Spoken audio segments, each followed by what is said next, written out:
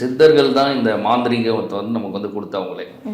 அதரோண வேதம் அப்படின்றது வந்து ஒரு நல்ல வேதம். அதாவது எல்லாரும் நம்ம என்ன நினச்சிக்கிறோம் அப்படின்னா, அதரோண வேதம் அப்படின்னாவே இது வந்து கெடுதல் விளைவிக்கக்கூடியதுன்னு தான் எல்லாருமே நம்ம வந்து நம்ம மனசில் நம்ம எல்லாரும் திணிச்சிட்டாங்க. அதரோண வேதத்தில் தான் நம்ம நாட்டில் செய்யக்கூடிய இந்த சித்த மருத்துவம், ஆயுர்வேத மருத்துவம் எல்லா குறிப்புகளும் இருக்கிறது அதரோண வேதத்தில் மட்டும்தான். அதே மாதிரி தான் இந்த அதரோண வேதத்தில் இருக்கக்கூடிய ஒரு பகுதி தான் இந்த மாந்திரீகம் அப்படின்னு சொல்லக்கூடியது. இது என்னன்னா, இந்த அதரோண வேதத்திலேயே வந்து அஷ்டமா சித்தம் கொடுத்துருக்காங்க, அஷ்ட கர்ம வித்தைகளும் வந்து கொடுத்துருக்காங்க.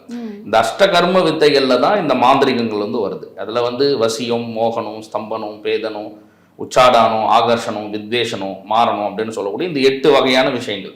இந்த 8த்தை நம்ம வந்து பார்க்கும்போது இது எல்லாமே நமக்கு வந்து கெடுதல் விளைவிக்கக்கூடியது அப்படின்னா இல்லை.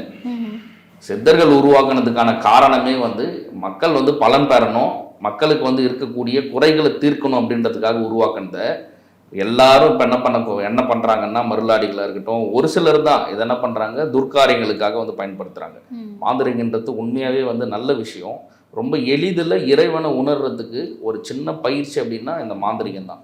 சித்தர்கள் செஞ்ச அந்த யோக முறைக்கு இந்த மாந்திரிக பயிற்சி வந்து ரொம்ப ஈஸியாக வந்து பலன் கொடுத்துருக்கு.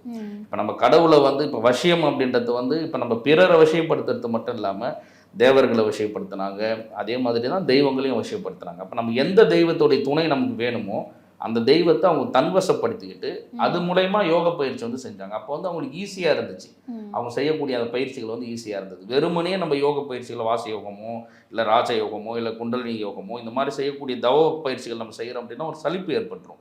ஆனால் இந்த மாதிரி மந்திர பிரயோகங்கள் கூடவே நம்ம செய்கிறோம் அப்படின்னா எந்த வகையான சலிப்பும் இல்லாமல் நல்ல ஈஸியாக வந்து இறைவனை வந்து நம்ம உணர்ந்துட்டு நம்ம வந்து இரவா நிலையும் பிறவா நிலையும் அடையலான்றதுக்காக உருவாக்குன இந்த மாந்திரிகத்தை எல்லாம் தான் வந்து தவறுதெல்லாம் வந்து பண்ணிட்டு இருக்காங்க. 60 வருட நம்பிக்கை. Anand banians and briefs.